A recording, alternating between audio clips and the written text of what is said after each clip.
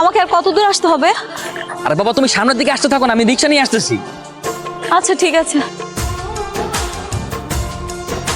মামা তাড়াতাড়ি যান না। তোর সঙ্গে যে মেয়ের বিয়ে হওয়ার কথা, সেই মেয়ে নাকি পালিয়ে গেছে। পালিয়ে গেছে মানে? পালাবে কেন? আরে সে নাকি একটা ছেলেকে পছন্দ করে, আর তোর সঙ্গে নাকি ভুল করে বিয়ে হচ্ছিল। সেটা কিভাবে সম্ভব?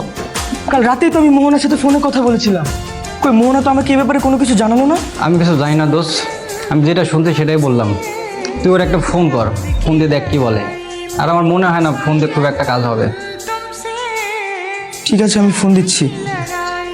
আপনি আবার কেন ফোন করেছেন? এই তুমি নাকি বিয়ে বাড়ি থেকে পালিয়ে গিয়েছো, কথা কি সত্যি নাকি? চুপ করুন আপনি। আমি আমার বাসাতেই আছি, আপনি তো পালিয়ে গেলেন আমাকে রেখে। আরে কি মুশকিল, আমি তো তোমাকে বিয়ে করার জন্য এখনো তোমার বাসায় বসে আছি, আর তুমি নাকি এদিকে তোমার বয়ফ্রেন্ডের সাথে পালিয়ে গিয়েছো।